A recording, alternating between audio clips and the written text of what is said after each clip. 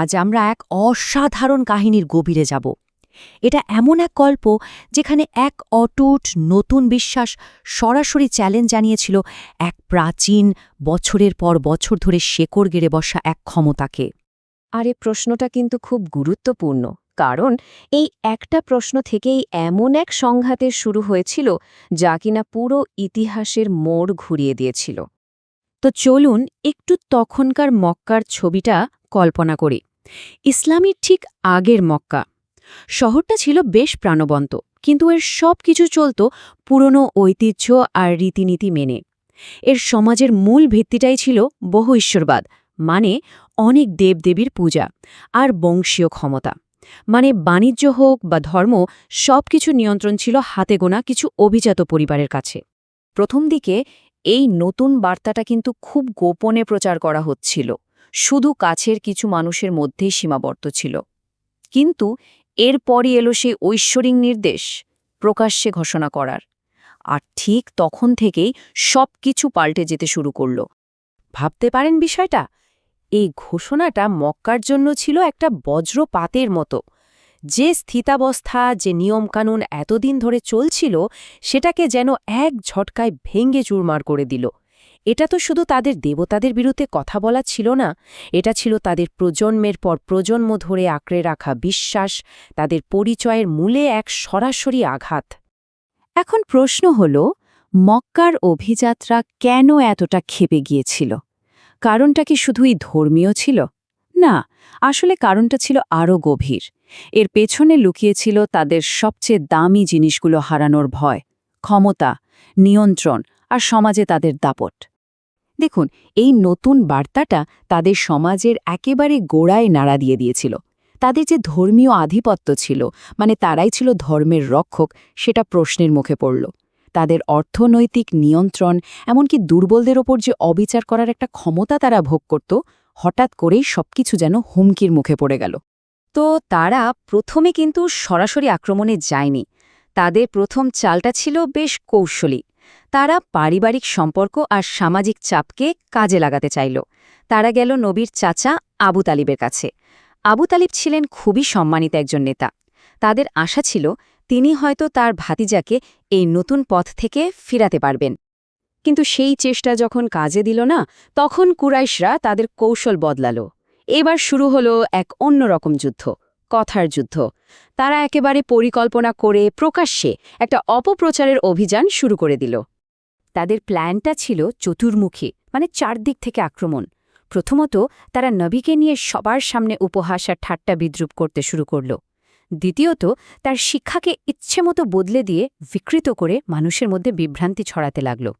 তৃতীয়ত, তার কথাগুলোকে পুরনো দিনের পৌরাণিক কাহিনীর সাথে তুলনা করে গুরুত্বহীন করে দেওয়ার চেষ্টা করল। আর সবশেষে যখন এসবেও কাজ হল না, তখন তারা একটা ধূর্ত ধর্মীয় আপোষের প্রস্তাব নিয়ে এলো। এই ব্যক্তিগত আক্রমণ আর ঠাট্টা বিদ্রুপের মাত্রাটা ছিল ভয়ঙ্কর। তারা প্রচার করতে শুরু করল যে তিনি নাকি পাগল, তার ওপর অশুভ কিছুর আছড় পড়েছে। তাদের মূল উদ্দেশ্যটা ছিল একটাই, সমাজে তার বিশ্বাসযোগ্যতা একেবারে ধুলোয় মিশিয়ে দেওয়া। এরপর তারা কোরআনের ঐশ্বরিক পরিচয়টাকেই অস্বীকার করতে চাইল।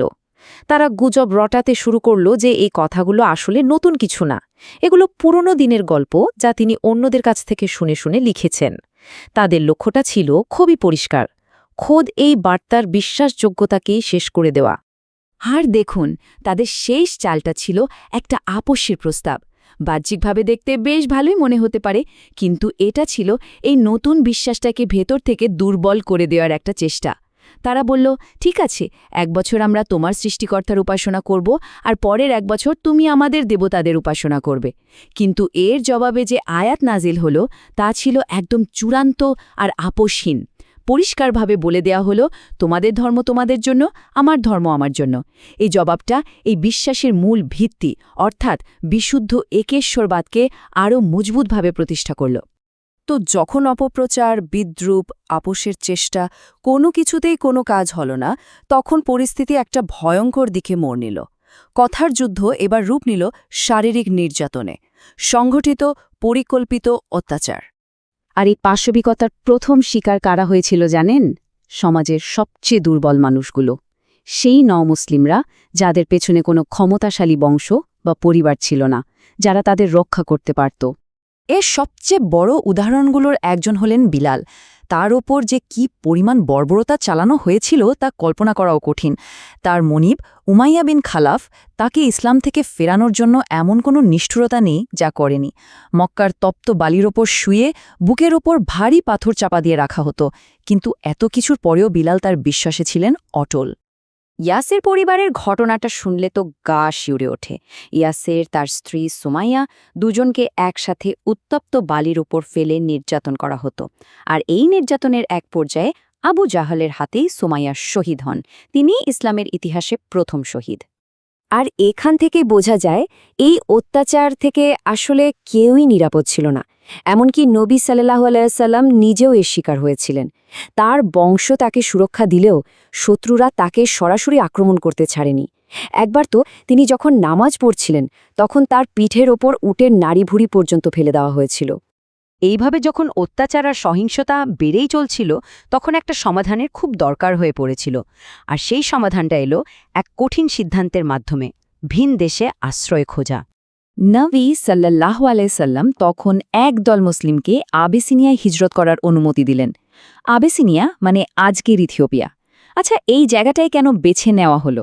কারণ সেখানকার রাজা নাজ্জাশী ছিলেন একজন খ্রিস্টান, কিন্তু তিনি ছিলেন অত্যন্ত ন্যায়পরায়ণ একজন শাসক। তার রাজ্যে কেউ অবিচারের শিকার হতো না, ঠিক যা মক্কার নেতাদের মধ্যে ছিল না। কিন্তু কুরাইশরা তো বসে থাকার পাত্র নয়। তারা সেখানেও পৌঁছে গেল। আর এরপর আবিসিনিয়ার রাজদরবারে যা হলো তা ছিল এক নাটকীয় মুহূর্ত। মুখোমুখি দুই পক্ষ।